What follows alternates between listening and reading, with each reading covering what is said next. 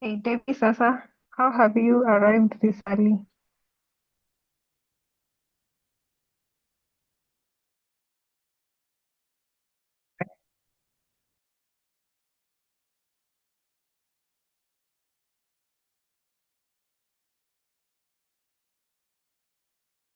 Oh.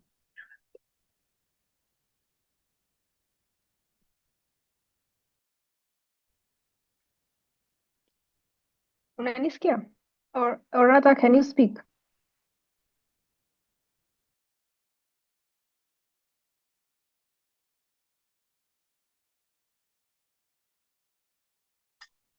Hello, can you hear me? Can I be heard? Yeah, we can hear you, we can hear you. Oh, nice. Alrighty. Thanks. Kwaje? Kupiti? How is the course taking you so far? Mm, Uko hot. Yeah. A lot is going on your plate. Jana.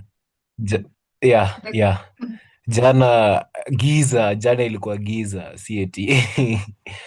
Wa. what was hard in the course? Like, what did you find most challenging? Is it everything? Nothing much.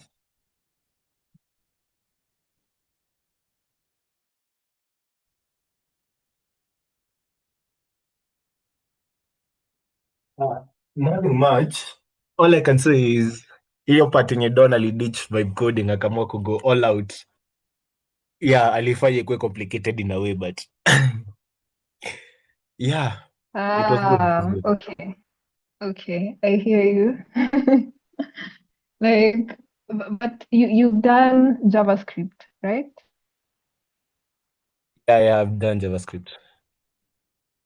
So Solidity, the syntax is not that far from JavaScript. So you should actually be, it should be easier for you to Mm-hmm. understand your syntax, yeah, Solidity, you know. So usiogope sana, itakuwa kitu ngumu. Also, uh, if you paste this stuff on like AI, you see your repo yenye clone ametengeneza. Uh-huh. So that Yeah. you clone it and then try to understand what each function does, and then try to understand what we are doing next in the session. I may break down kwa hiyo repo, and then yeah, Okay, okay. it's gonna be easier. It's gonna be easier if you follow along. The goal is not to understand everything at once. It's to encourage this confusion that we are having right now. Mm. Yeah, yeah. But keep up, man. I feel like you're not giving up. Siwezi All give up, right. siwezi give up. Yeah. What are you building for the cohort internship? What are your learnings for the week? Um, I haven't thought about it much, but I'm just doing some practice. I've created a guestbook app for to practice with it before I understand how it all works. All right. All right. We're gonna be doing some intern profiles next week. So get ready to just talk about what you've learned so far. Uh, Even the process of making that application you're making right now. Yeah. Okay. So great.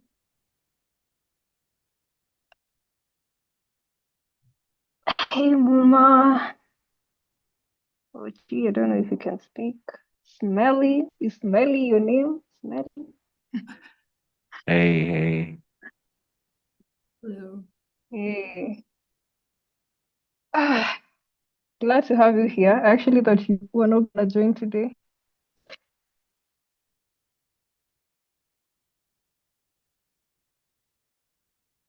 Who Hi exactly? Muma. Oh, Ochi. I know Ochi had an engagement today. So it's Oh, kind of nice to see him in the call. Um, yeah, man, I'm hanging in there. hey, man, so you're hanging. Smelly, you want to say hi? We'd like to know who you are, kindly. Hi, can you guys hear Hi. me?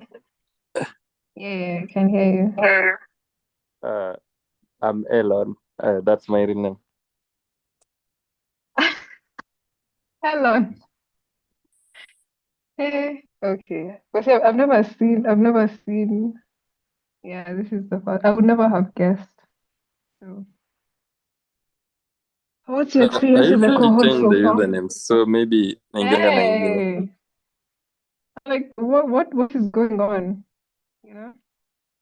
Do you want to share your experience with the cohort so far?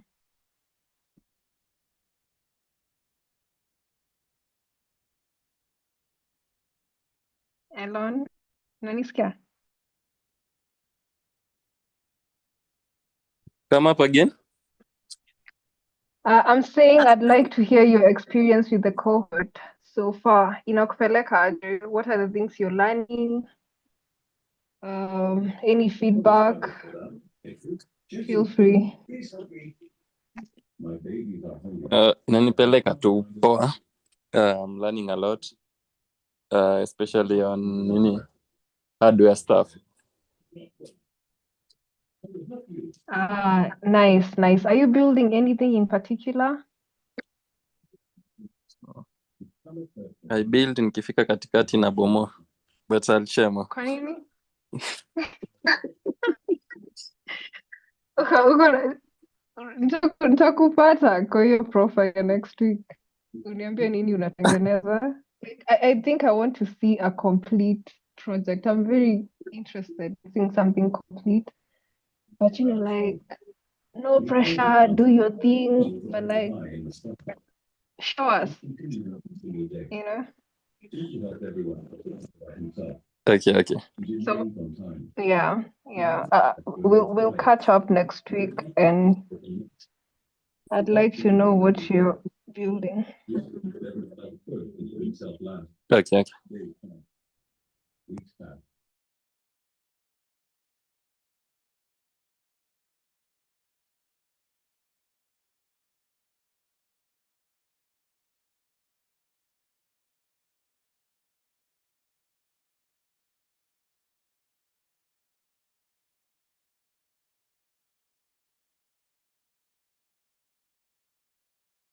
So Muma, kindly give us some few minutes about.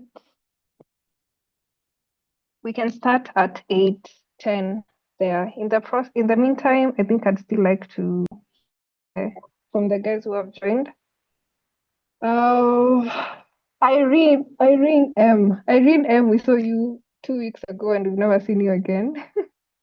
How are you doing?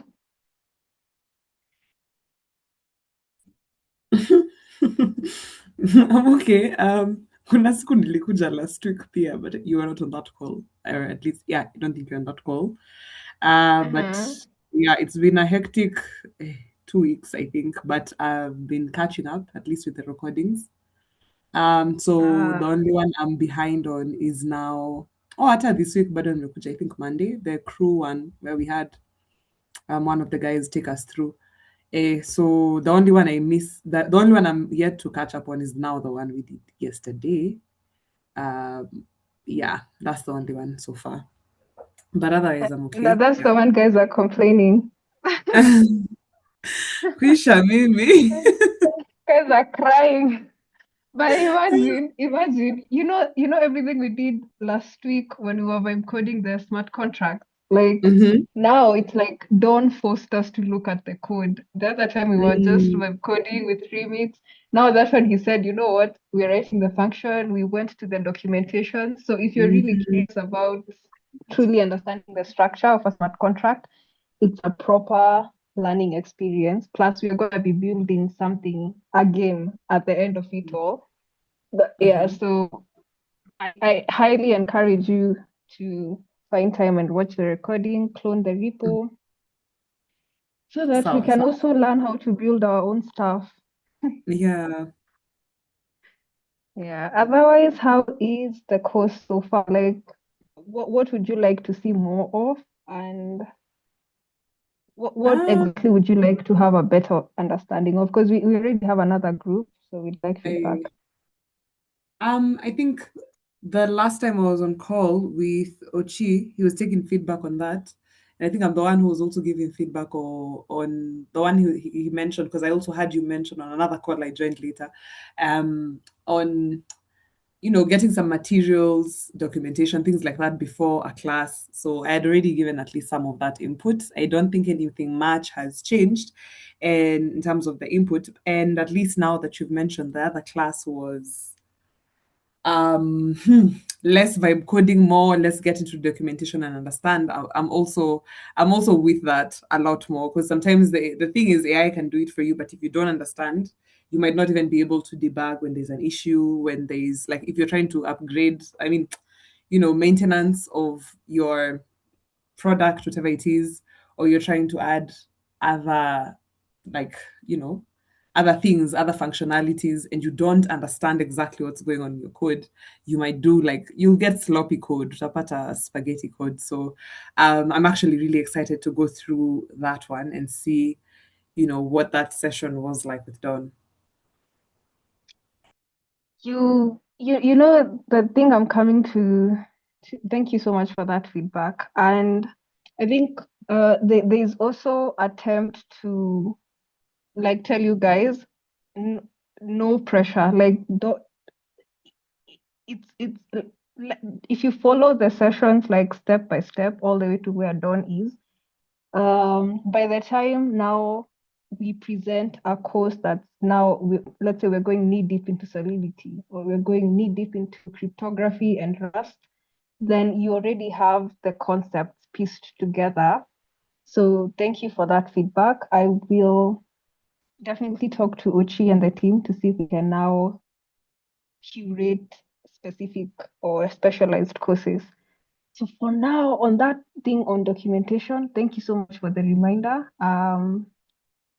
Yeah, on the resources, I think getting into the classes right now, as of now, should be enough. It should be an exchange between us and the instructor. If you don't understand what a smart contract is, you are allowed to ask as many questions as possible.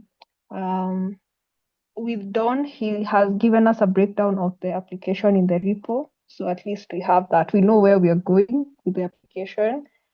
I'll definitely consult with someone else to help me curate, or even with Don to help me curate some beginner resources on setting up, because I'm sensing that's also a huge issue. Yeah, thank you for that feedback, Irene. Sometimes it's hard, like, when you already know some of this stuff, you might think it's obvious to everyone. So please make sure you keep speaking up. That would really, really help you better. Yeah. Damn. Who else had something to say? I love that. User, you wanna say hi? There's someone called User, and you've been very consistent with your attendance.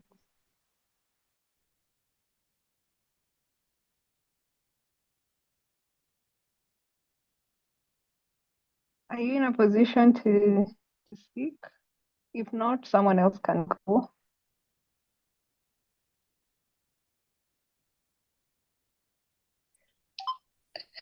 Hi everyone. Hi, Yesterday was Shai. Yeah, I hope today you can hear me. Yay, today Yeah, we so can hear you.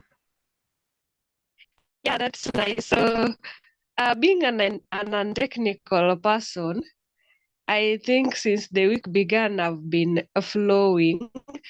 We started with the remix and everything. The theory part, I don't have a problem with it when we're doing theories. Then when we came to the practical part, when we were now starting with the remix and all the rest, I was beginning to understand. I'm yet to finish writing my smart contract, hopefully over the weekend. And then now Kuru came in. And then now that is why I feel that I'm lost, because now Kuru has come up I want to participate in the hackathon. I don't understand anything. I wanted to register, but then now I'm floating. I don't know whether to register as a BUL. Is it BUL? I think something of that sort. Or as a hacker, I'm now floating. Where do I begin from? And then again, after that, now yesterday we were talking about, let me see, droidnomy. Again, now that is another new concept, another new term for me. So I don't know how things will Yeah. be, but I'm trusting the process. I'm still following. Hopefully, things will get better. Yes, that's Yeah. where I So am I am. right now. Thank you so much for the feedback, Yeah, Charlotte. and then again, Yes. before I go, I have a project that I want to do. I now understand the smart contract part of it. And then now, how do I begin to commence that project? After writing the smart contract, where next now? Which steps do I take? How do I go about all that? So I'm yet to understand how to do that with this course. Maybe, hopefully, the next coming lessons will be touching on that. Yeah. So that's my feedback. Okay. So far, so good. I'm enjoying the challenge. Yeah.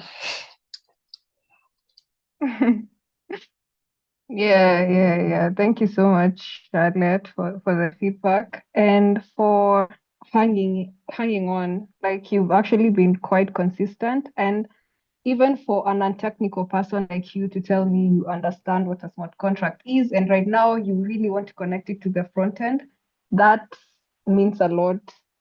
That means more than you know. So I can tell you for a fact that the graduates that we're looking for are people that can handle some of these uncertainties because it's going to be a lot, right? And we encourage you asking questions and showing up. And we're going to announce this. So with Crew, it's actually an opportunity for you to understand agentic AI much better. So they came as a partner because they are building the agentic economy or a play store for agents to trade with each other. So with what Don is teaching, he's teaching us how to create this agent economy from scratch. Like, how can you even create an agent that you can enlist on Crew to exchange or trade skills with other agents? So that's where we are. And we got to understand that, yes, maybe we want a smart contract, but we need to understand how these concepts tied with each other. So the project we're building from scratch, which I'd encourage you to follow along, is going to take us from the smart contract bit all the way to the front end, all the way to how we can even onboard it on the Crew agent store. But if you're not able to participate in the hackathon, that's okay. Like it's perfectly fine. That's why we have a separate group for guys that want to play around with that. And then us that we're gonna remain here, just keep learning step by step all the way to the end. And for today's session, that was a very heavy introduction. I really appreciate you speaking up, guys. I hear you. I got you. So for today's session, we have a lady, an amazing lady from Safira Tech, Fane Kemuma. She's a good friend of Web3 Clubs, and she's going to tell us what Safira Tech does. But essentially, we are now starting to get into the ideation, right? We're going to start thinking about, you're not just building a product, thinking, even you, Charlotte, when you'll understand how everything ties together, we are trying to encourage guys to think like entrepreneurs and founders, how to present your product to your clients, to investors, if you want that. So it's all coming together. Yeah. Hold on. So Muma, you've heard a bit about what we are doing here in class. I'd like to welcome you. Tell us what you have for us in this session. And karibu. Asante, Washuka. It's really lovely to hear what you're all doing. Before I start, I actually saw someone had raised their hand. So is it something pressing? And please, can we finish with that before I start? Kabla swali saulike. Hey, it's not really pressing. Washuka called me to say something, but I wasn't in a position, so you can just proceed. It's fine. Awesome. Would you Okay. like to say something? though? Yes, please go ahead. Okay, fine. So for me, the cohort has been going well so far. Like every session introduces something new, you know.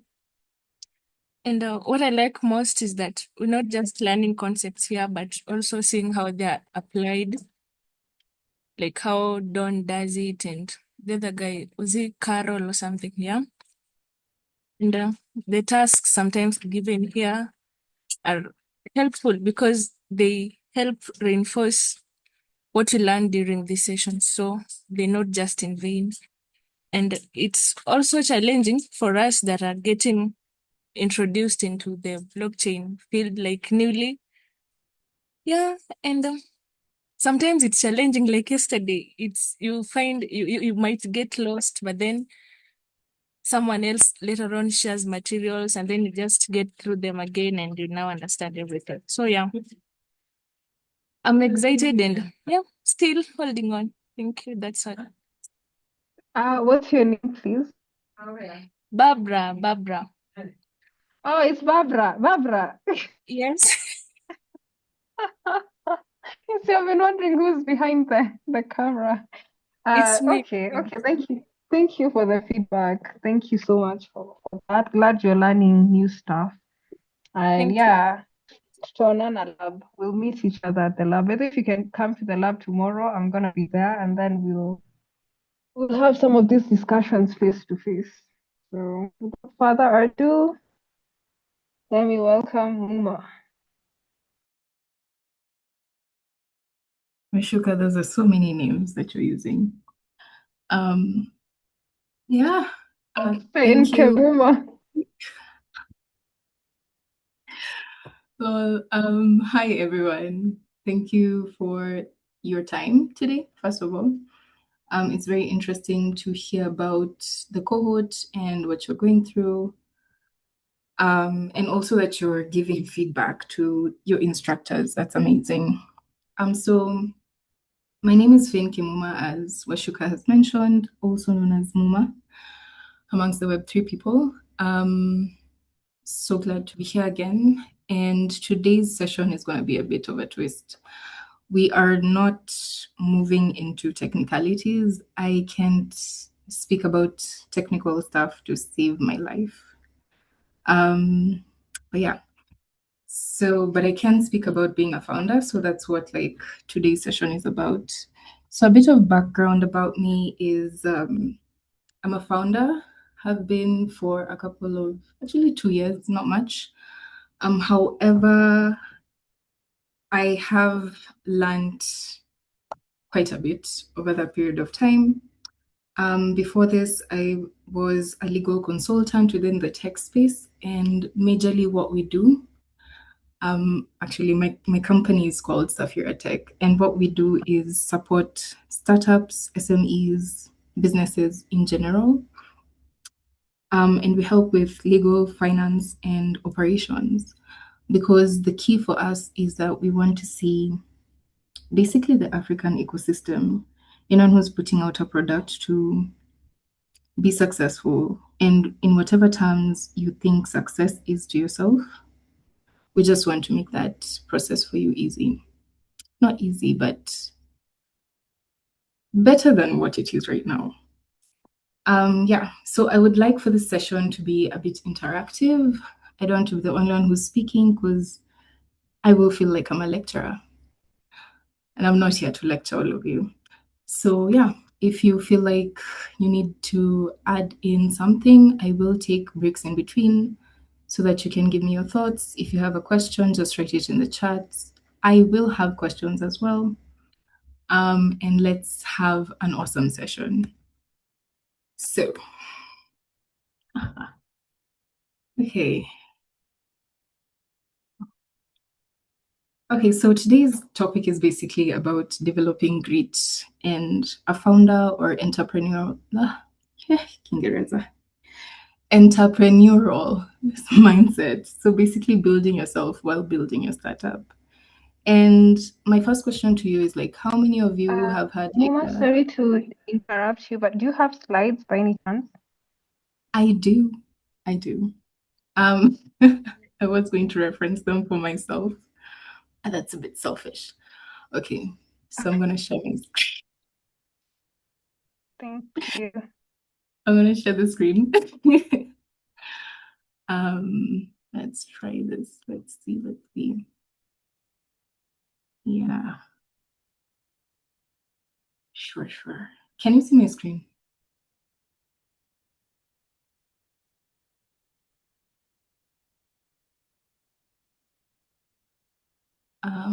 I can't see your feedback, so I'm saying yeah. we can see the screen unless Perfect. someone else is having an issue. The emojis are helping. Thank you, everyone. Okay.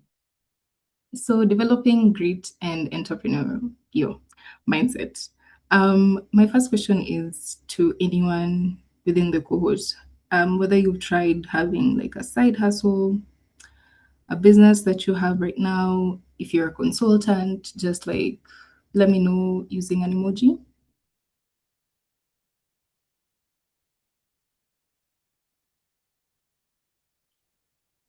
Okay, Raphael, Washuka, of course.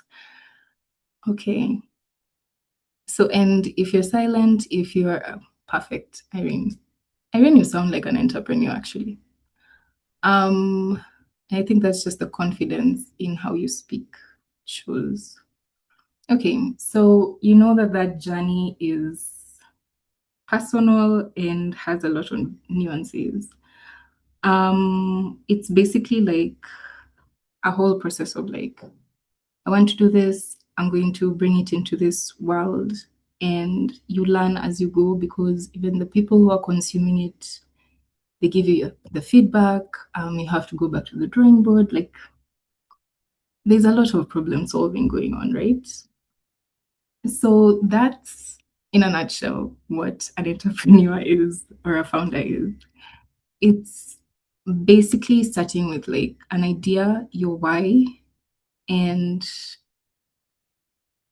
also having that gut to put your idea to people, just showing it off, building in public, and waiting for the market to tell you whether or not this works.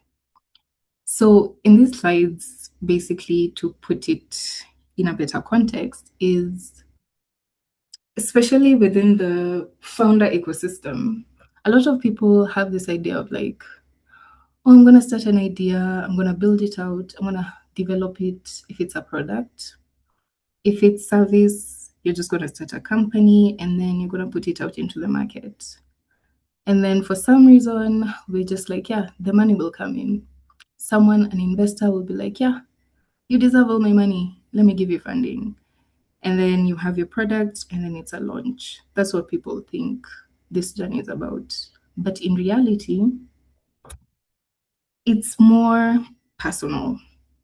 It's more of solving a lot of problems, meaningful problems. If you are basically doing something you're passionate about, something that you're like, you've looked at the market and you're like, oh, something is missing here. And I feel like I'm the person who can ideate it and bring it into this market. I can facilitate it being in this market. It's also making difficult decisions. An example of this would be like, you have a team and maybe next month you're unable to pay people salaries. You have to make a difficult decision of like cutting back. Ni nani utachuja, you know? And if there's anyone who doesn't understand Swahili, I'm sorry. I'll try to make it as English as possible. But yeah, making those difficult decisions because, as I mentioned again, it's not an easy journey. It's consistently having to solve problems every single day, every single minute. The other thing is it's learning how to adapt to uncertainty, because a lot of founders, entrepreneurs, we go by minimal information. So if you have a product and you want it to become like a company, you want it to exist outside, remember that you're going on assumption. If you're going to create like a payments product, the assumption is I have this unique feature that I want to bring into the market, but you assume that maybe 5, 10 other people in across different countries have the same idea. So you have little to minimum information, but you just go with your gut. And adapting to uncertainty is you don't know whether or not the market that you're approaching wants your product in the first place. If that's the case, like Leonito, product ya payments, the whole market is flooded with payment systems, to be honest. Even with what we do in Safira, there are a lot of people coming into the market who are like, yeah, we want to pivot into consulting. A lot of lawyers are flooding the market. So for us, we have to be able to adapt to the uncertainty. The last thing is you keep moving despite the setbacks. And I think this is very key because as developers, as you're learning, I believe all of you are creative. We are as human beings. So we tend to keep on like moving, unless like I don't understand why you're here, because you wouldn't keep moving if you're attending this session. And yeah, it's just being told like there's gonna be, as I mentioned, there's gonna be a problem. And if you can't solve that problem or go around it or figure it out, remember that's a setback. So how are you going to move forward? It's okay to take breaks in between, but as long as you keep moving forward, that's the whole point. So I'm gonna stop there. Yeah. Are we together? Use your emojis. If I'm going too fast. I have a not it's someone had asked, I don't know, Charlotte. Charlotte has asked what is grit. It's a word that's being tossed around in the startup scene right now. And it started with, I remember when I first went to ALX, I tried joining their course in 2021, and they kept insisting, like they had a whole course on grit before getting into the sessions. And to date, I dropped out of the course. It was too much. But like looking back, I know why they started with that course. I see it so clearly because I went ahead and taught myself how to code instead of being in like that structured environment that ALX was offering. I was just pretty much in the wild. And in the wild, nobody is teaching you anything. You are the one to plan out your schedule. You don't know what the guys in uni are doing. So I was literally planning out my schedule by myself, going to events and trying to find this. It was such a hard journey. And maybe just explain what grit means, because I think I've still not captured the essence of what it means to have grit in this industry.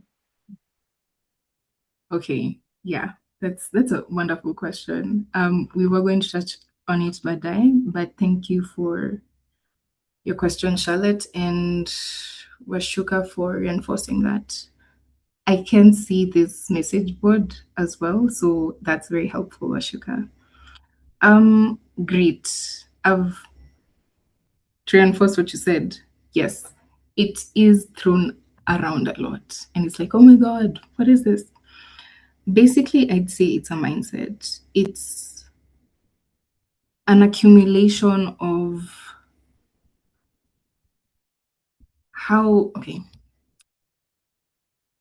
it's an accumulation of like so many factors. So it's perseverance, courage, like endurance, especially. I would say it's a synonym. not exactly like a thing. It's okay, it's a thing. It's a mindset, basically. But to say that you as Washuka have grit is because I've been able to see I'm married of so many what is it called? Yeah, my God. We could switch to Swahili. So many like what is it called? What is this thing that you embody? What is it called?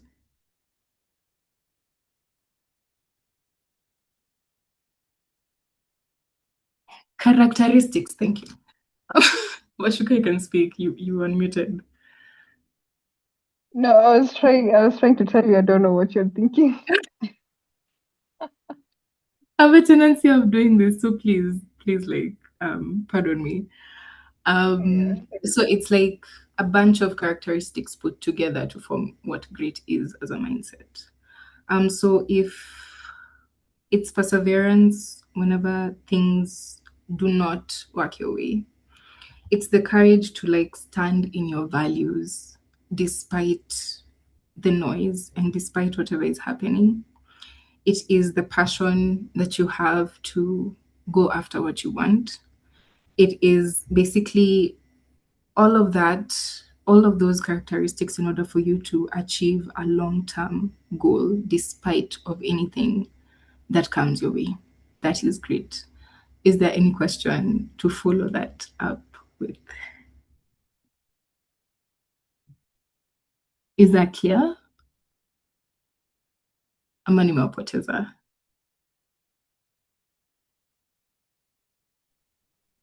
Okay, let me ask. Mhm. So, there's something you said about building a product that does not fit to a market, something like that, yeah? Mhm. So, where do we draw the line between it just does not fit and probably Mhm. just need to knock more doors? That's a very interesting question.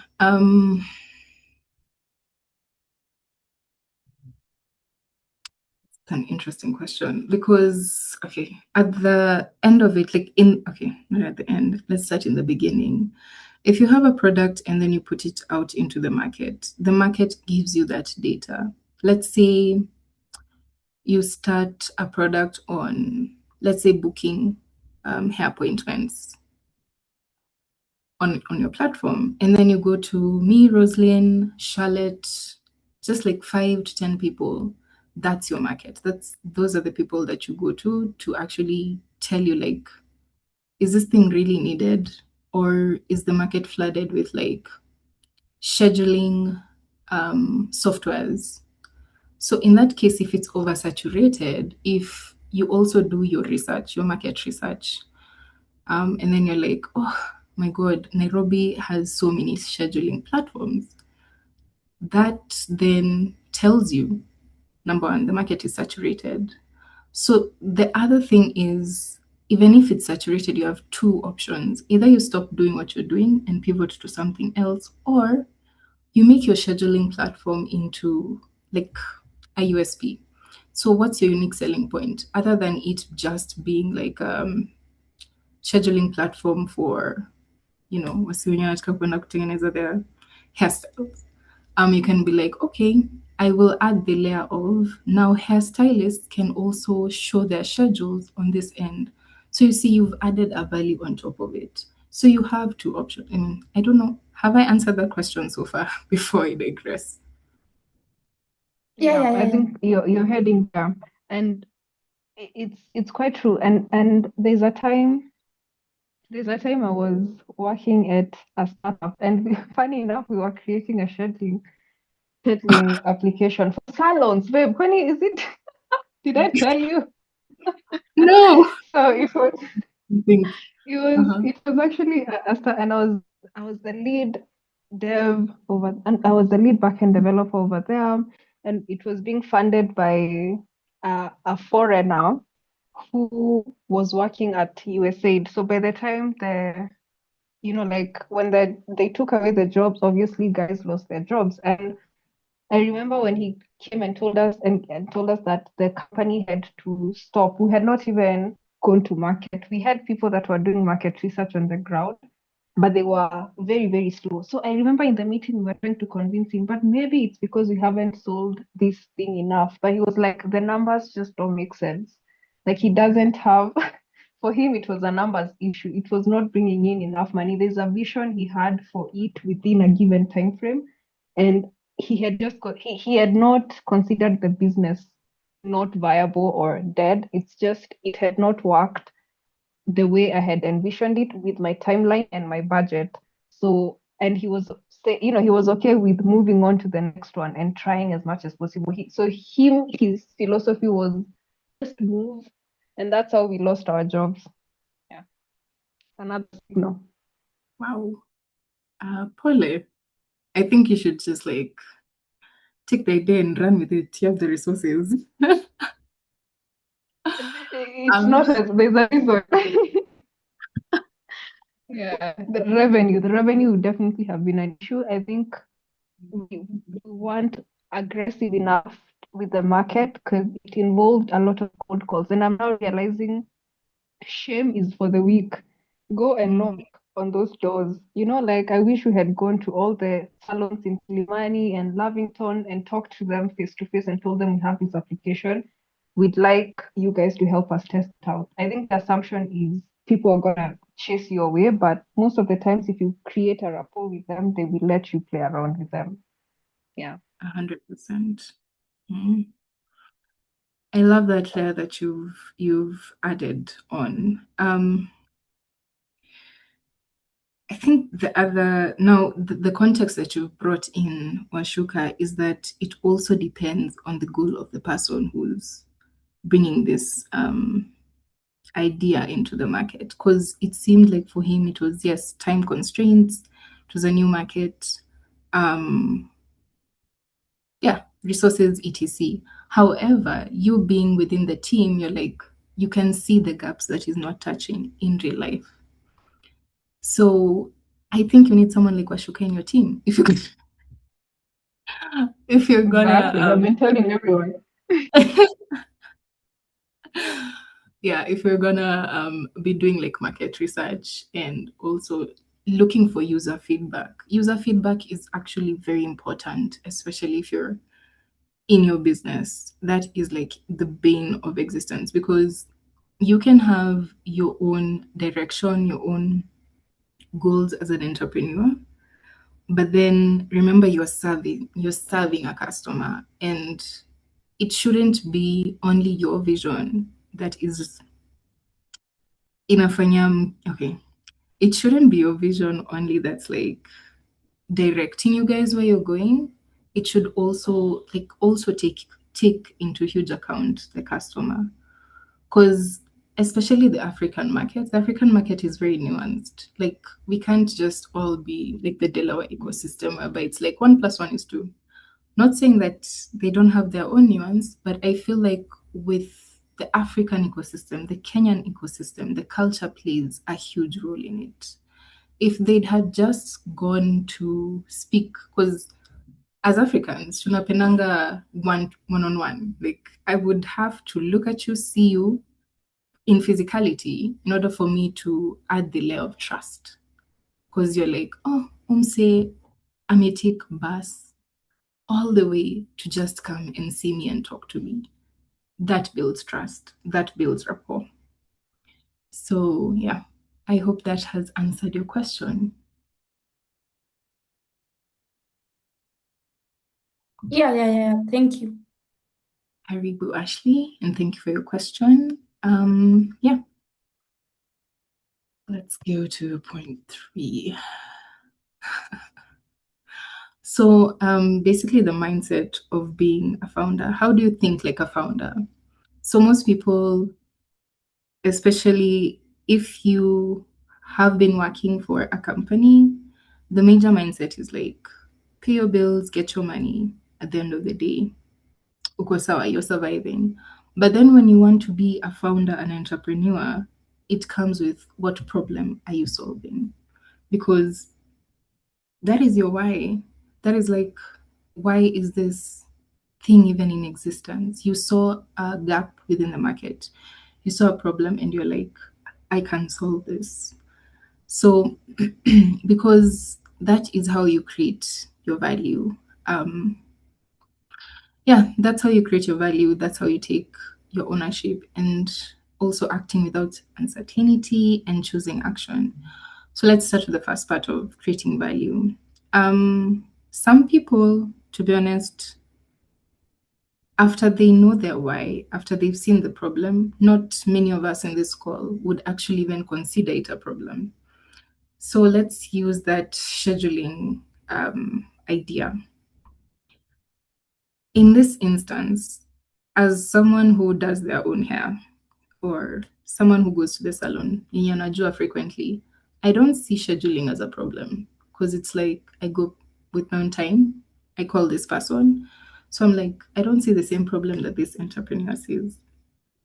However, when it goes to the market, you have created value for some other people. Some people who maybe haven't time to make that phone call. Some people are very neurodivergent. We can't even remember when to schedule things. So this even comes as something that you're serving us.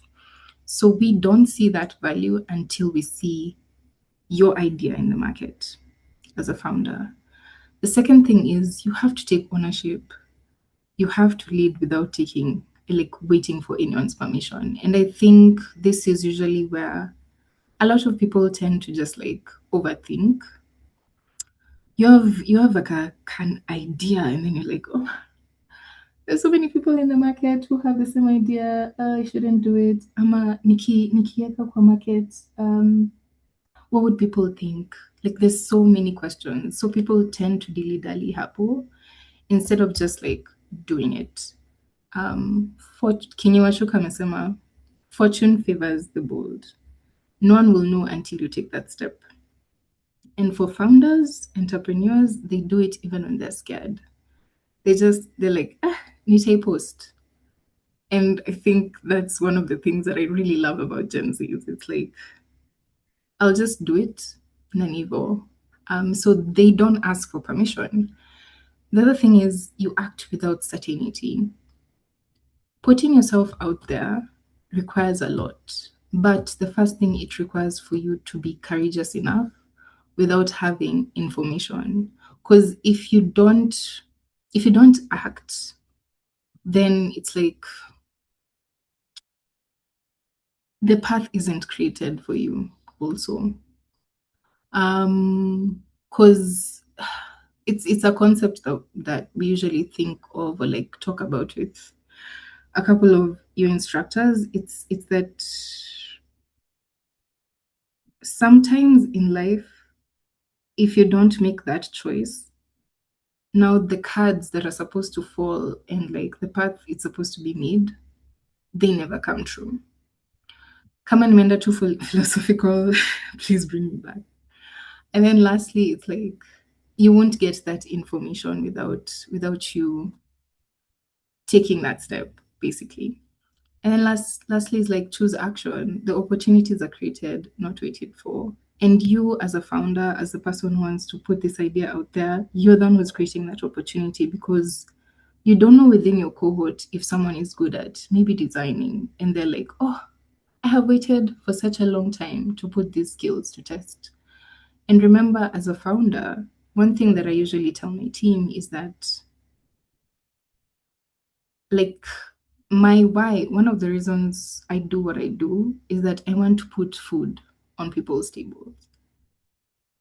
And that is my action. That's one of the few actions I have, even though, yeah, it's not we're going to make 2 million USD tomorrow, but with that 15K, you can put someone's food on that table, So yeah, anything else anyone wants to add, please feel free before I move on to the next part, which is the question that we had in the beginning.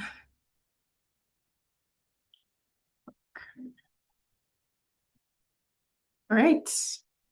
So we move on to the topic of grit. Grit, in my few words, it's literally showing up. It's showing up after those motivation fades, after that excitement fades, and you're left with that work. And I've seen people within Web3 clubs embody this. Yeah, I've seen them like at the end of the day, it's like 10 p.m., midnight. These guys will show up for what they're doing. It's exciting to have an idea. It's exciting when the journey begins because you're like, oh my God, all these new things, because we're all human. But then after 2 weeks, things die down. People don't show the same excitement that they did when you're like, oh, we've launched this product, we have opened up a company, and you're left alone. So it's that quiet decision that you make to keep going when the excitement has worn off. And this is a bunch of things. That's why I was saying that grit is basically a mindset that encompasses so many small actions and small characteristics that you do. Number one, it's the consistency of showing up. So this is like the small actions, like the decisions that you make every single day. You're just opening up that laptop every single day, looking at that problem, looking at that marketing campaign that you're doing. Is you showing up? If that's the only thing that you're going to do that day, that is consistency still, because you don't have to sit there from 8 to midnight. You really don't. But as long as you've just kept at your goal, that shows consistency. So usually, the other thing is you choose discipline over motivation. One thing is, and I'm also like, or I used to be caught in this trap of motivation because, again, neurospicy people. My neurospicy brain like loves shiny new things. It's like, oh my God, I'm so excited. Yee. And that used to give me so much motivation because it's like, oh, this burst of energy.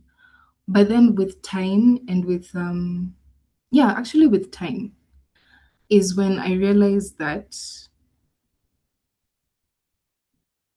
this motivation will just stay there for a couple of minutes, hours, days, or even weeks. But no one is hakuna mtu mtakuja hapo every single day and then be like, oh my God, you got this. It's still new. So you have to choose consistency and discipline over motivating. Yes, you can have like your mantras of the day. You can have like the things that you tell yourself in order for you to be able to like change your mindset on how you approach the day. But the motivation will never be like, won't be there consistently. So you have to make that decision of like, my actions now speak louder than whatever is going on around me. The other thing is, which a lot of people don't talk about, is there's a lot of rejection in the founder journey. A lot of, oh, you're doing things wrong, going back to the drawing board. Your market is not receiving what you are giving out. The feedback that you get is like, oh, this client doesn't like what you're doing. They're like, oh no, we're supposed to be ABC instead of the XYZ.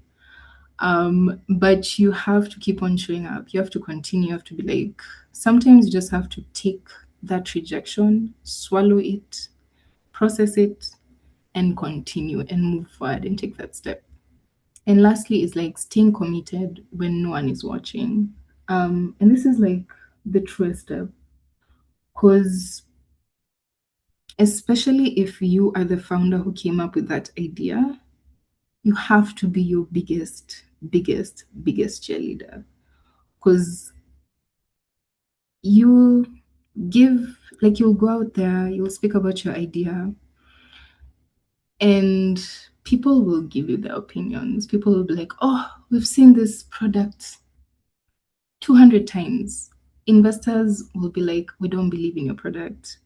Even people that you employ will give you their opinions. And yes, it's good to have feedback, but at the same time, it's like, you are the carrier of that idea. You are the one who sees the goalpost. So learning how to also filter out that noise, because it will be very humbling, but still staying committed either way. Even if you have to take breaks in between, you still have to be at it. Yeah. Any questions so far? Has grit been explained well? Okay. So. Okay. Okay. So let's touch on, yeah. Oh, yes, this is the biggest thing. Don't build alone. Personally, I am a solo founder. I started as a solo founder, got a co-founder, and then back to being a solo founder. But the one thing I will tell you is this is not like yes, it's lonesome, it's lonely, at some points, most points actually. But the biggest myth is that you have to do it alone, you have to succeed alone. No, you don't. Because you have to build a support system, even as an individual, as a human being. You have to have a support system. And the one thing you can do is seek out mentors. That's the one thing that actually helped me in my situation. Before building my company, I was blessed enough to be around people who have done this before, other founders. And these are the people who I got to study under for 4 or 5 years. Some of them even personal. So Mtuka Washuka, we have a personal relationship. And also seeing her journey, I'd be like, I want Washuka as one of my advisors. I'd like for her to be like one of my mentors, because these are people who see blind spots. When you are very focused on building whatever you're building on your own journey, it's good to have those people who are like, we want to see you win, but also we need to give you this feedback of where maybe you're focusing too much on marketing. Have you tried sales? Have you tried cold calls? Where can you improve within your company? And also these people come with expertise, because I'm a legal professional. I have done strategy as well, but I don't have strengths in some places like sales. Don't have strength in that. So I need a mentor who has done sales strategy, has been a founder for a while, and I'd be like, okay, what did you do in order for me to avoid this expensive mistake? Secondly is to build your circle. In this cohort, I hope you've been able to make relationships. Whenever you find fellowships, whenever you find these communities, try to either find one or two persons. If you don't find one in this cohort, that's fine. But even with your instructors, surround yourself with these people, because they challenge your thinking, they hold you accountable. Personally, I have so many accountability partners, and also I like to be an accountability partner to someone else, because nasema because mara nyingi, but it's I'd go to Ashuka and be like, you promised me that you're going to take this step. Where are we? What's the progress? Yeah, what's the progress on that? And they're able to give you feedback. And then in such a situation, it'd be like, okay, you've tried this, it hasn't worked. What else can you do? And lastly is advisors, especially if it's a company, your advisors, oh my God, they help you, especially when you don't have the expertise. So within Safira,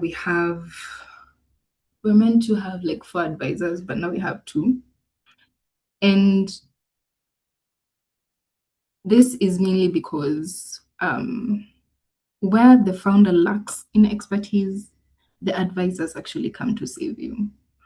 So firstly, we do a lot of educational content, but one of our advisors actually has been in the educational industry for 10 plus years. this is someone like you could bring in. I thought to bring this person in. The other person has expertise in finances. So we do have like someone who does finance, but then the advisor brings in like 15 to 20 years experience. So this not only brings in an element of like trust with the people that you're serving, but also these people are able to just like mentor you while you're building your business.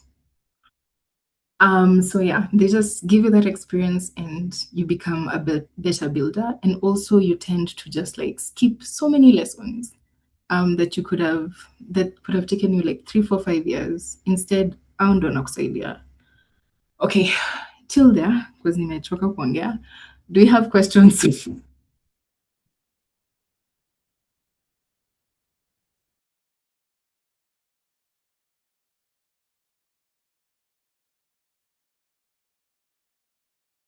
Are you with me? Send an emoji. Washuka zako nimeona mara nyingi. I think. I was Can saying you hear me? too much. Yeah, I can.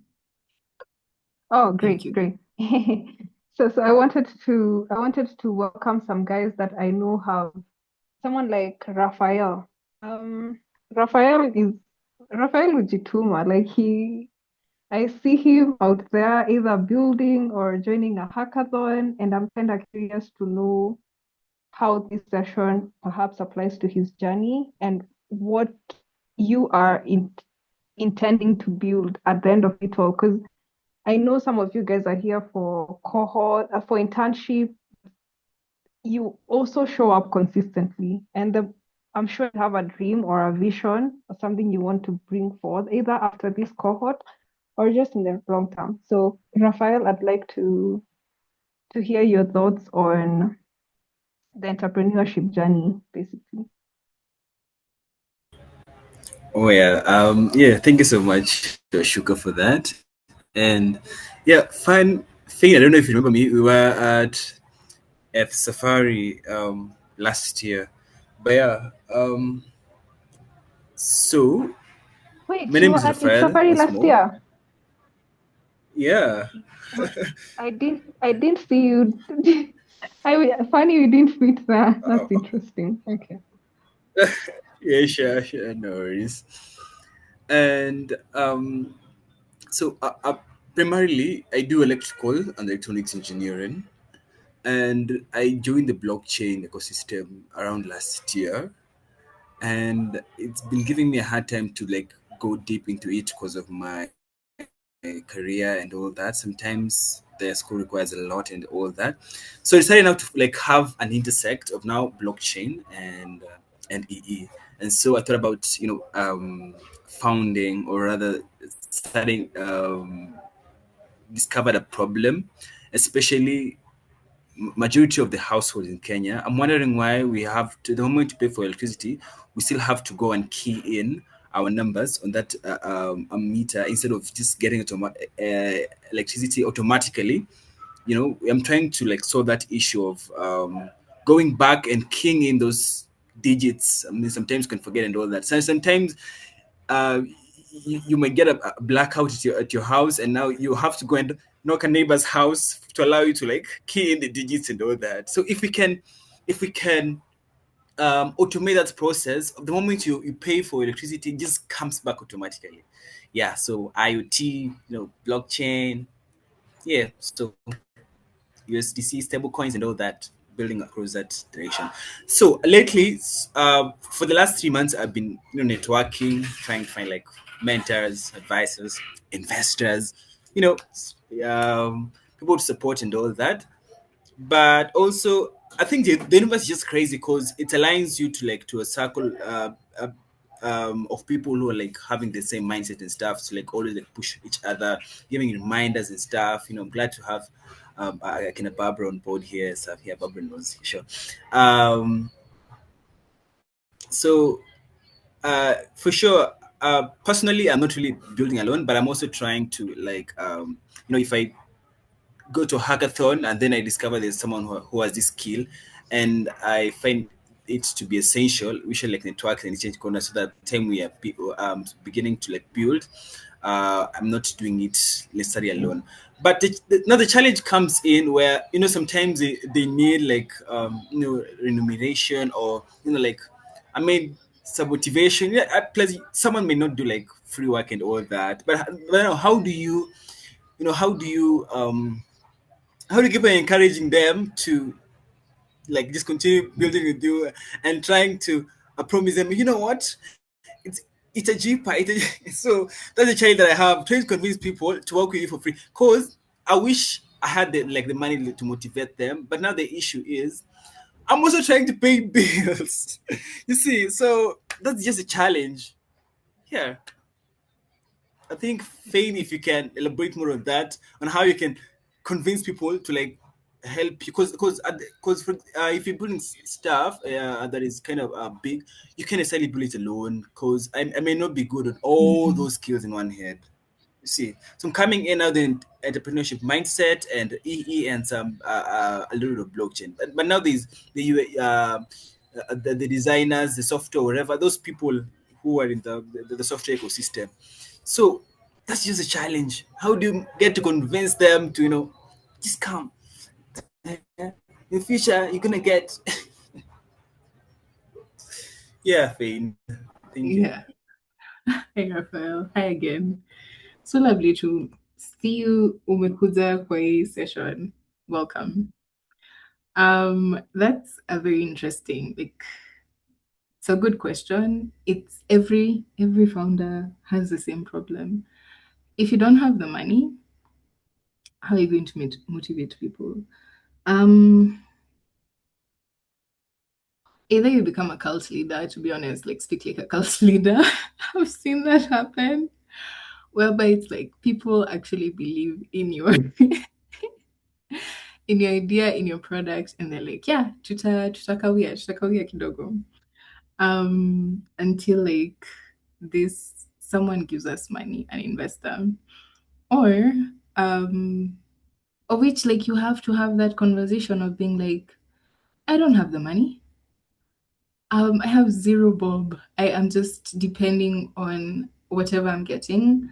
In the meantime, etc. And then they're like, of course, everyone has bills at the end of the day. So the other thing that you can do, which is also needs to be very structured well, is now the only valuable thing that you have is equity.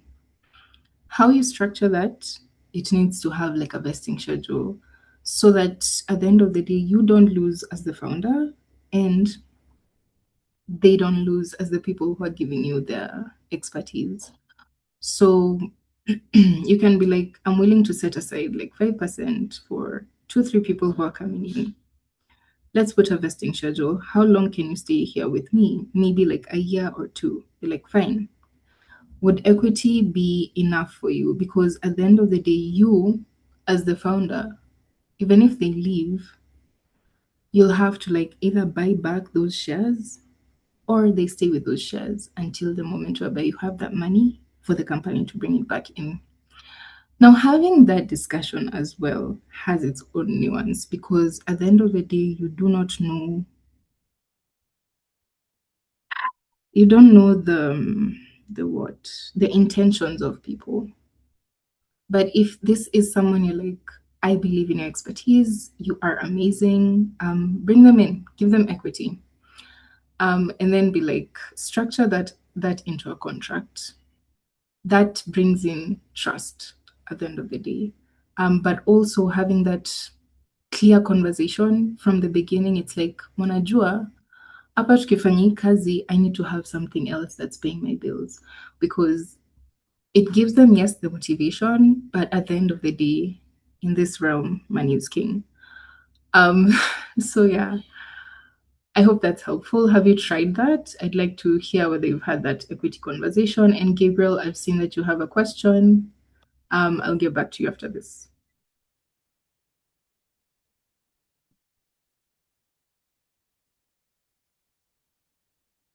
Raphael, have you had that conversation? Or have you thought of giving equity?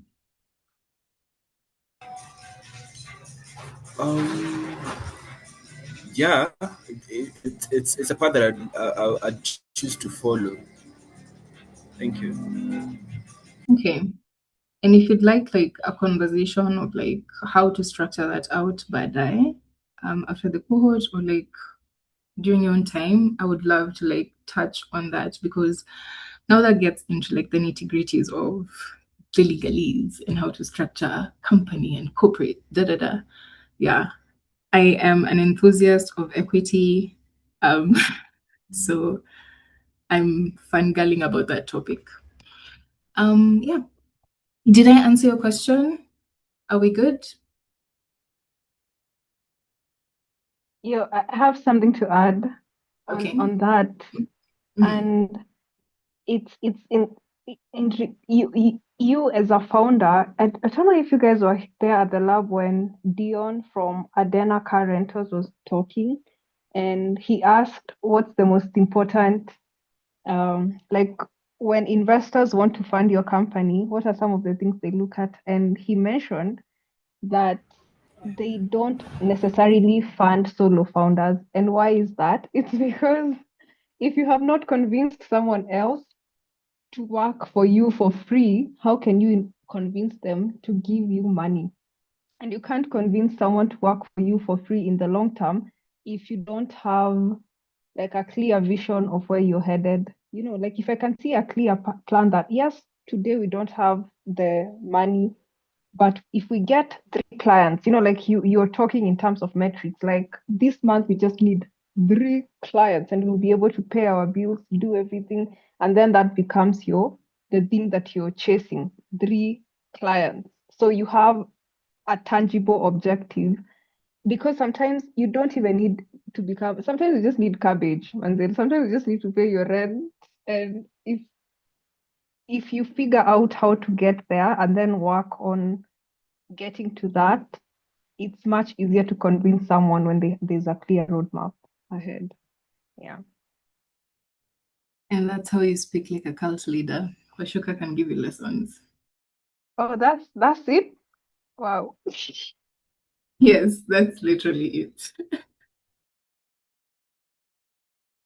Damn, I didn't know I had it in me. There was another question.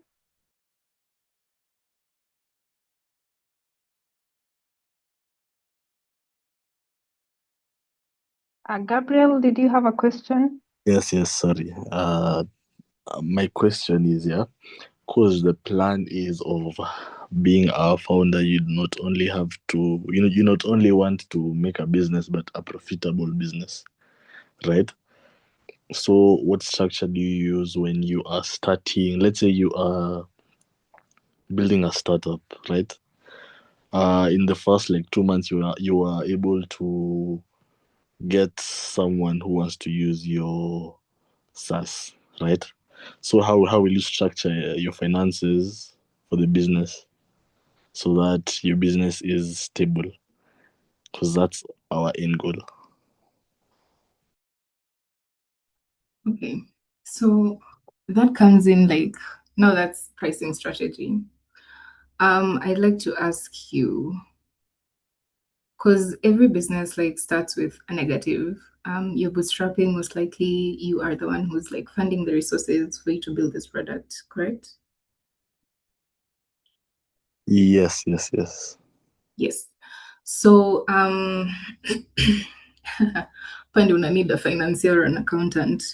But basically it's just keeping tabs on the expenses that you are currently not burning through, but the amount of money that you're burning through in order for that product to be in existence, to be viable. If it's a website, how much are you spending on it every single month? And that also ties into the pricing strategy, because if I'm going to be paying for, let's say, Google Workspace, and it's 3 seats, that's around 30 euros. So you know that's the baseline of us, Nikki. Okay, when you're looking for customers, if this business you're going to be okay, we're going to charge it at 50 euros, that means maybe $20 will be your profit. But at the end of the day, it's how are you going to get that surplus money? Are you going to charge it at 50? And is that 20 enough for you to have reserves within the business in order for you to survive the next coming month? If it doesn't make sense, and also if you have other people coming in and you're paying them, you have to also factor that into the pricing. Because I understand that there's a business model whereby you'd be like, our USP, our unique selling point is that we have a competitive price, meaning we have either put it lower than the usual market. Maybe they are selling the same thing at $100 and you're like, no, we'll sell it at $50. But does that guarantee that you will bring in, maybe instead of one client, you'll bring in like 5 clients who can basically give you a surplus of consistent money for you to be able to gain a profit? Kama nimekupoteza uniambie. No, Are no, we no. together? Yes, we are. And yes, we are. Thank you for that. Mhm. So actually, this is something that we've had to redo, because our first year we went with the strategy of our unique selling point was that we give pricing that's a bit lower than the usual market. And then this came to bite us. And then at the end of the year, we ended up having lower reserves than was intended. Yes, it kept us afloat for like 3 months, but then I had to go back to bootstrapping. So in the context of also increasing your pricing, kama umezoea if your market was used to you having a lower price tag than other people, that means that the other thing is you're driving away customers. So will you offer, let's say, offers? Will you offer offers? Will you offer like maybe a 10% off for anyone, or like the first 5 clients that you're going to get in this new coming year? And then once you're able to give out like, yes, we have that 10% off for the first 3 months, when you bring in now the new pricing, because that's like a market strategy that's done. It's like when you go to supermarkets, let me use supermarkets. When you go to a supermarket and then you find that maybe Quick Mart offers crisps at 60 bob, and then you go to Carrefour sell it at 54 bob, maybe. So you see, Carrefour, I'd rather go to Carrefour because it's 54 rather than me spending that 60 bob. But if Carrefour find that this is actually eating into our profits at the end of the month, what they'll do is that they'll sell it at maybe 50 in order for them to introduce the new pricing of 65, because that's psychological. Now you've tricked, not use tricked, but now like you have, it's like introduced your new pricing in a more softer launch as opposed to Quick Mart. So a lot of people won't, some of them will leave Carrefour and go back to Quick Mart, but then you'll still retain a chunk of your customers with that new offer, that whole like pricing strategy umejaribu. Is that okay with you? Like, are we together? Yes, we are. I have a crazy story. Yeah, I hope I can tell you. I can talk to the guys here. We got an opportunity, and some guys wanted to use a product that we were selling, and because we didn't know how to price it, we said the production cost for that software was, for example, 50 bob, but we told them we sold it at 100 bob, so we're making double profit. Now I'm thinking that it might be too much for the clients, but the clients were okay with it. You see, now I'm thinking the clients might pull out eventually, or because they might see that we're overcharging. So do you think it's a good idea to reduce your pricing after you've already given them the pricing? Okay. Well, I think that's a good or bad idea. It's actually very moot at this point. My question to you is like, what do you think? But also, what's the reason? Yeah, what's the reason behind the pricing changes? Is it the market that's told you this, or we when we were setting the price, we just times two it, like a 2 times 2. We didn't think it through. So we were able to secure them because they agreed to that price, which we were surprised by it. So later on, I'm seeing that that price is too high because most SaaS businesses don't make money from one person, right? They accumulate the money from different individuals, which they just whatever you were saying, that you can't get all your profit from one guy. Coincidentally, we're making all the profit from one guy. I don't know if that makes sense. Yes, that's a double-edged sword actually, because the one guy can't sustain you for long. I'd say I'd like to understand making a decision on pricing needs to be factored in with, even if you're going to lower it or stay the same price, if you're going to still like keep it at 100,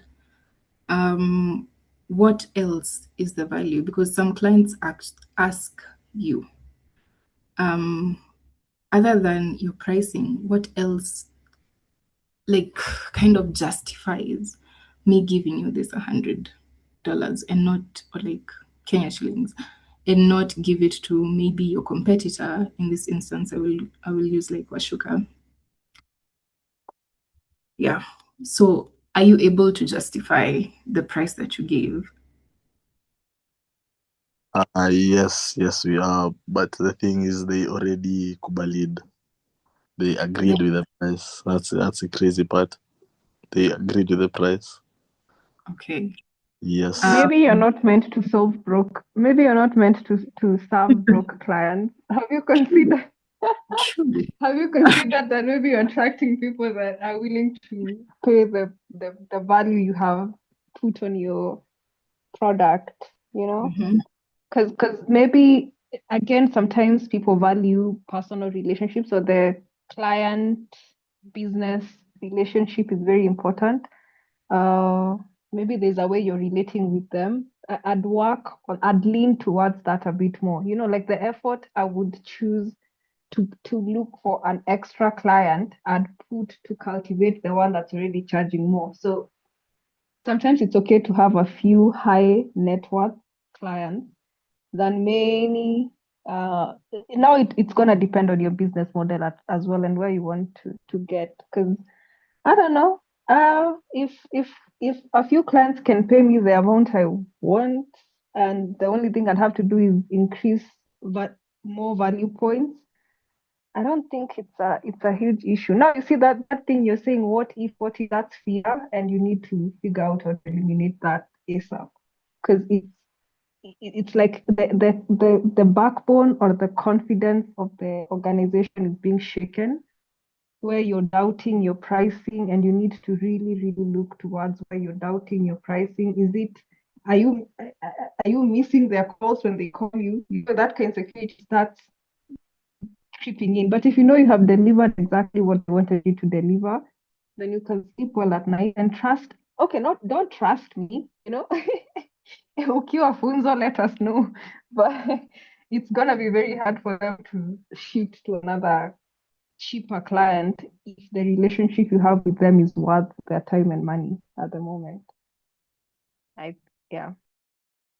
Oh yes, I see. Thank you for that. 100%. Irene, you had something to say?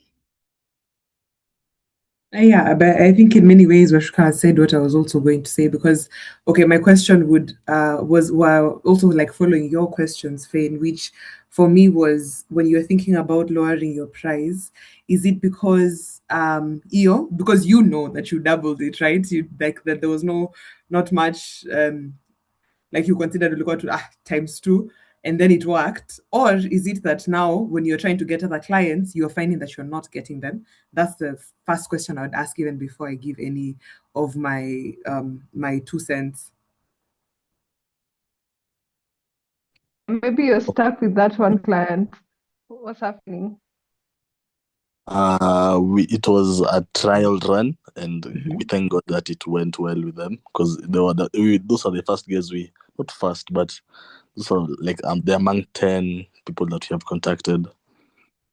So yes, that's how it went. Okay, so it's not that it's feeling like it's now difficult to get other clients. I hope I'm getting you right. If Yes, that's okay, then if that's the case, I feel nakufeel like I understand that feeling of where you price and you start to feel kind of like an imposter syndrome with your pricing, because again, especially if you already had thought to price lower, then you collect times to this thing and then now yeah, I can understand where the imposter syndrome can come from. But maybe I can say from experience and maybe seeing other people and hearing like other people's stories, as well as with them being entrepreneurs as well, is the first thing is our feelings will try to get the better of us, because yes, we will feel imposter syndrome sometimes, yes, we will feel like some fear sometimes, so our feelings will try to get the better of us. But in business we must use data, and believe it or not, the data that you 2 times your thoughts of original price and that someone still bought, that's data as well. It might feel like a fluke, it might feel like ni bahati, but it's data. It means that someone saw value, hakuflinch, hakusema ai si ushukishe kidogo, hapana, hakuflinch, alichukua hapo.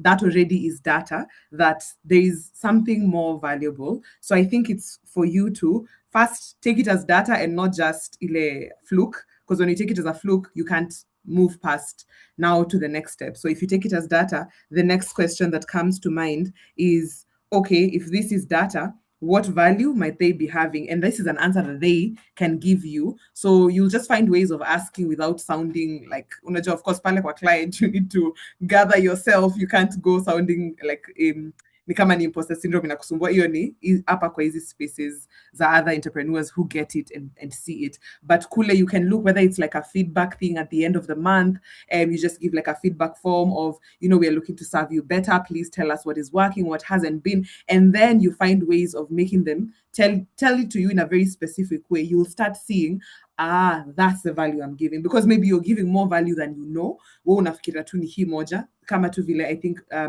Oshuka was saying, and I think also Fane, that maybe it's the relationship that you're cultivating. Maybe it's there's something else they might be getting from you. And again, whatever information you get, you take it as data as well, that maybe this is my way of holding on to the market share, that even when other competitors come, maybe this is what I do specifically. And another thing that I also learned is that kujikumbusha in business, especially startups, you can only serve a specific number of people. So kweli vile Washuka anasema, like you'd rather serve few than many, makes sense, because if you think about it, your business right now with its capacity, maybe mkiweza fika 1,000 hamwezi kuwa na capacity ya kuwa serve. So it means like sometimes we as entrepreneurs, we're so tuna reach, we almost feel like sisi wenyewe, and I'm saying it because I feel it every time, that it feels almost desperate, like let me just get who will come, if you like, I feel that in my soul. But then when I was reminded that no, actually, you even pick your clients, because you probably have only 10 clients that you can serve at this place. So what if you pick some really good clients that can help you? I think that's also a way of looking at it, of maybe this just happens to be a really good client. What if I believe and I hope and I strive to get these ones? And if your data, because your data can still show you that, yeah, I think bado imeoverpriceka, wakifind out watatuacha, but let it be data, not feeling. But if your data does show that, then you can ask yourself, what added value can I give? Because I don't think it works so well when we lower our price for customers or like our clients without them even having asked for it. Watakuwa like not sure, like, but if it's from a bargain that they're trying to have, or maybe they're about to leave and you lower, then that at that point it makes sense to lower. But at this point, they're not complaining, they're continuing to work with you. It's now for you to think, okay, if you find that ukweli ukiangalia data wise, we are not serving you even after you've tried to take all that feedback, there is nothing there's nothing in particular that you think you're serving them, then you can ask yourself, what value can I add so that I feel like hata hiyo feeling yangu, and again, not actually feel, so that the data tells me that I am giving value truly. So that's also another thing you can now go approach and say, what added value then can I have? And that's only if the data actually tells you that hakuna kitu extra, hakuna kitu, you know. And I would just recommend a book that for me really helped. And I think for anyone listening here who has an idea or whatever, I'd recommend a book that inaitwa Mom Test. I don't know if anyone has read it, but if you've read it, you know it's awesome. I'd recommend a book inaitwa Mom Test, like mom test. And the whole idea of it, what for me it really radicalized, is that I have to get data, not only to like validate my idea even before I put it out there, but I also have to get data with any business development I want to make. Like if I am thinking, let me add this feature to my application, I have to get data that will tell me, yes, you can add that feature. So I think in the same way, sometimes it's not only adding features, sometimes it's removing. So even for your pricing, if you, maybe, I don't know if that book will help, but maybe you can look at it and it might help you in terms of now gathering the data, because I keep saying data is what will help, but how do you actually gather the data that is good, that is not biased? Because as entrepreneurs, we have a bias in our heart in terms of what we think, whether it can, the bias can be imposter syndrome. Sometimes the bias is, no, my product is really good, nyinyi ndio hamtaki kununua kwa hii pesa, like, you know. So sometimes we have bias. So that book really helped me to put bias aside when I am trying to think about even validating if a business idea is good, and validating each and every step I take with the business, whether it is adding a feature, removing another one. Like there is a way that you can validate those ideas, and there's a way that you can have that it is unbiased, like I know your bias. So I think that's the only other thing that I would add. Like you can check out the book and, you know, let me know what you think about it. Thank you. Amazing input, Irene. Sasa, guys, we can go home. Irene has finished the talk. Kidding. Oh, that was amazing. Okay. Any other questions before I wind up the presentation? Okay. Hey, Mhm. can I Hey. ask a question? My name is Chris, and I have a question on how do you deal like with competition? Sometimes no one tells you, but when you're getting into a market, you find that there are already people there established, and even if you have a new idea, you're not new to the market. You just have a new idea, and there are people who will fight you. Sometimes it gets a little bit ugly and all that. So, how do you deal with competition, when, especially when the market, no one tells you, but you find that people in almost every market have organized themselves into quote unquote cartels. So, how do you deal with that? That sounds like a very niche ecosystem. Oh yeah, we're still in slide 5, guys. But anyway, that's a very niche ecosystem. Can you tell me more about like what ecosystem that is? Okay, yeah. I wouldn't say it's a specific ecosystem, but you find that especially when you're in business that's not in tech, you know, tech is a bit new. There are no established large scale businesses or people who have been in business for long. Maybe there is, but maybe in retail, in services. Yeah. All right. I'll take it. Okay.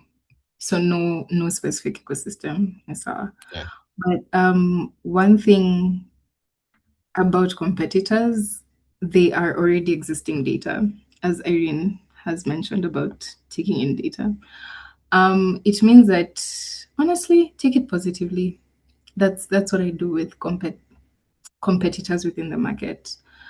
Firstly is, especially if it's a very niche group and they're in like their own little two clicks, you go to like an ecosystem meetup and then you find them like everyone knows each other, everyone is like, oh, they're partners or whatever, and you're new in the scene. First of all, when you're doing competitor analysis, that's the first thing that you do, because that already tells you that this is an existing problem. There are people there who are trying to solve it, but it also feeds into what unique selling point you can come in with. Secondly, when I say that it's already existing data, is that you already have already existing services, softwares, wameshakupea like and a data of like the price point. They've already showed you who the market that they're targeting. And if you're bringing in your own product within that market, it's already informing you of so many things. If there's something that you are unable to reach the market on, let's say your competitor has like a technical stuff. Your competitor has a software that has a reach that your product doesn't have yet. You can actually look at them as partners. Pitch yourself. Be like, oh, my product is missing this part. Are you open to us having a partnership? What's the value that I can bring that you don't have, or like you're not giving your customers? Or is there a niche within this ecosystem you're not touching on? Is there a part of this market you're not touching on that I can reach them? So looking at them as partners and also as data, that's what I would say. Is there anyone else, Irene, you want to add? Washuka? Gabriel? Anyone? I feel like Irene should speak for me going forward. Actually have something to say.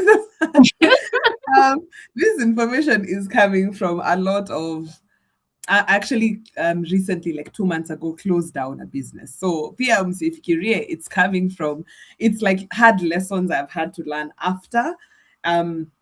Yeah, so hata kutafuta energy ya could try again to do business again is crazy. But you know what, I'm telling myself, maybe I got all this information at the end of it to share it and move.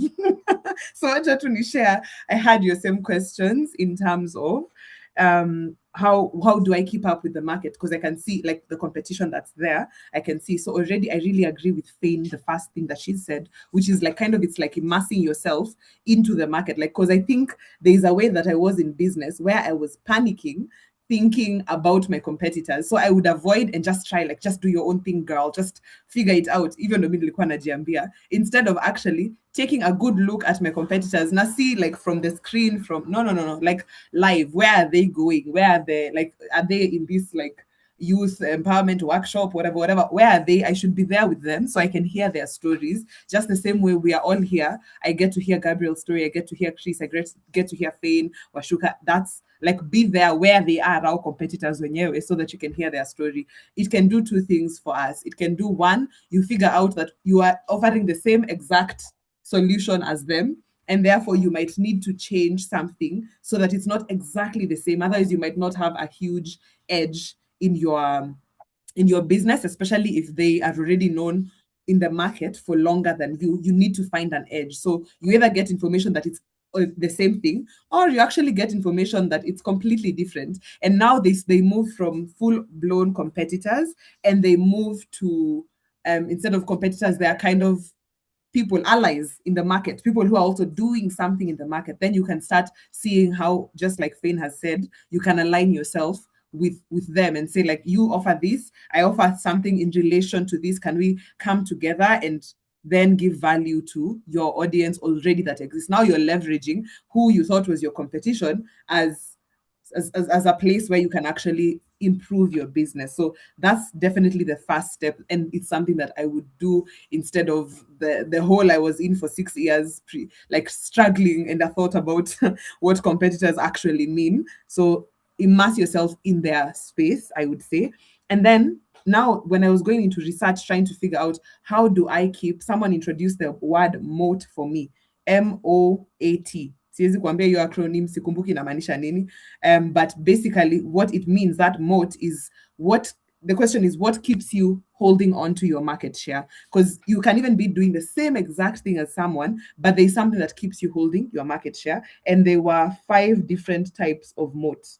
No, 6. There were 6 different types of moat. The first one was brand moat. That's basically someone mwenye ni emotional connection that they have with their audience. If they have built trust with their partners, think Apple. When you think brand moat, Apple is one of them. Like there's an emotional loyalty that people have to iPhones and like the whole Apple ecosystem. And it's because wameweza kujieka as a brand kind of that feels like luxurious, something. That's why they keep coming up with phones that other people who are not Apple fans feel like this is exactly the same phone every time, but they have that moat that is brand, like brand. Ndio maana unaweza pata mtu anaanza a cloth business, but because they're such a big brand, they get people buying. They have brand moat. So sometimes, is it brand moat you have? If you don't have it, you can have something like switching cost moat, is what they said when I was doing the research. Switching cost moat is, think something like Amazon, or actually our competitors wote wanakuanga nazo, think Amazon or Google or Microsoft.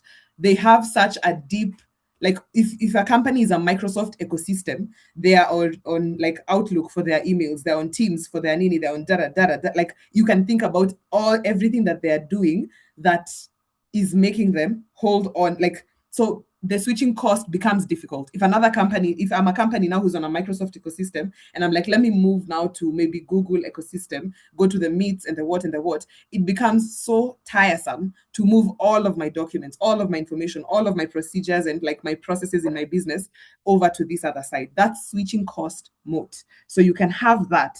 So fikiria, for example, like hizo examples imepeana fit under there.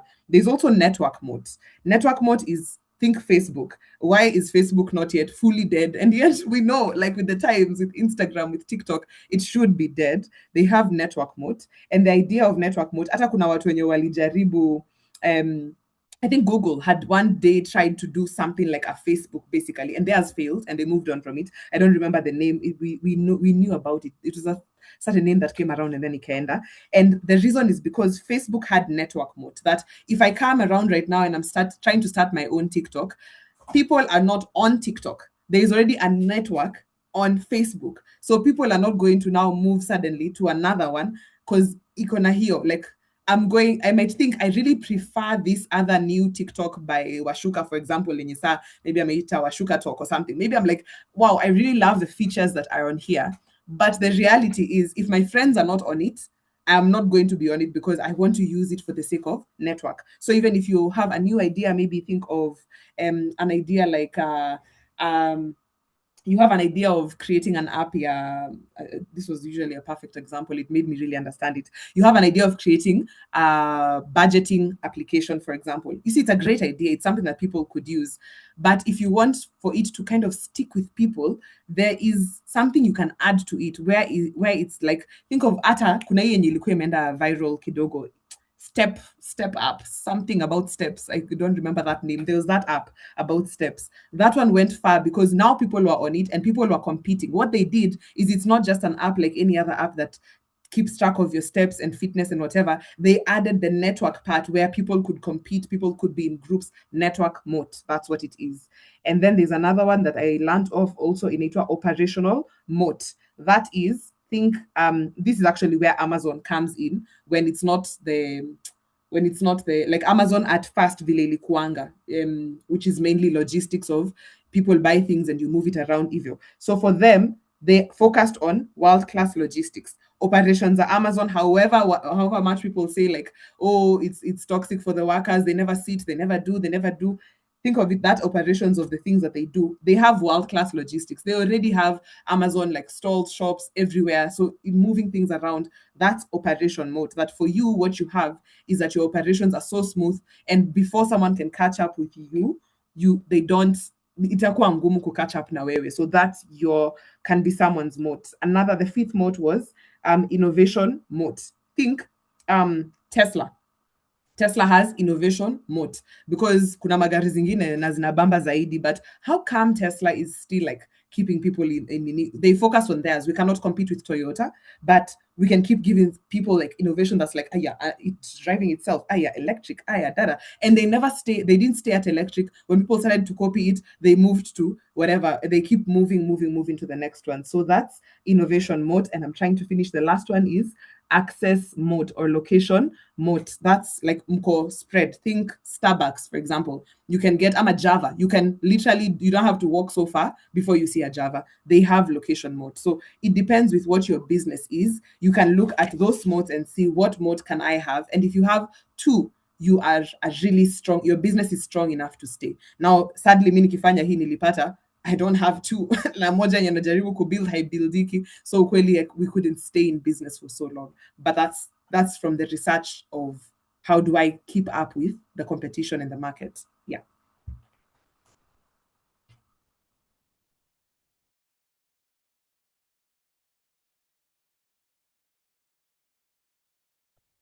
Chris, uko pamoja?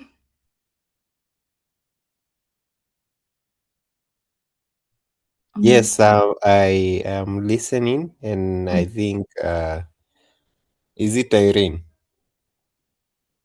who Yes. was yeah, she has answered the questions correctly, and I think that was a good talk. Yeah. In short, msiogope. Like, don't be too scared of shutting down, even if there's competition. Like, these things happen, guys. Like, there's nothing wrong. Irene, glad to know you're recovering. Sorry for that. So for this, we have gone way past time yet again. Another nice session.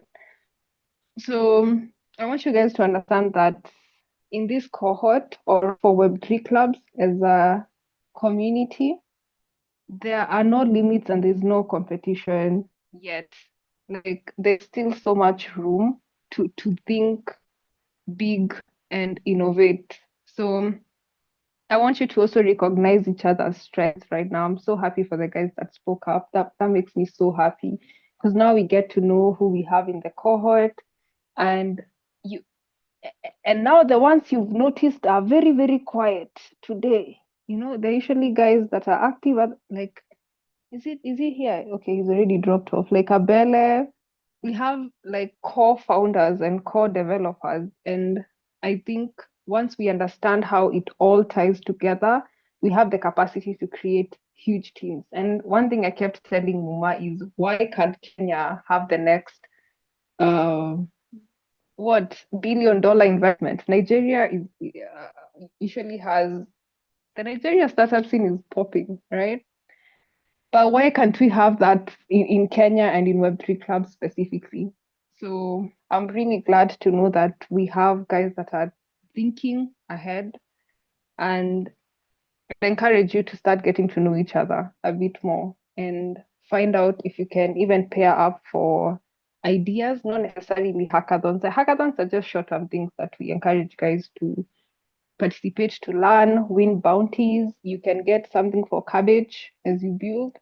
You know, that's the reason we bring hackathons. Like it's like something to sustain you as you continue building a bigger dream. So you might get, I don't know, $500, $1,000, 2,000, and who knows, in the process you get $1 billion.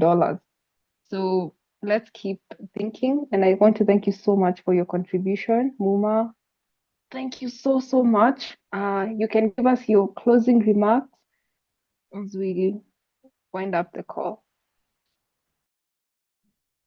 Okay. Wow. First of all, wow. Ashoka, you have a very amazing cohort. I'm loving that everyone has their own experience that they're building and that you are all able to like just make this session a very interactive one. I appreciate it as one of the speakers.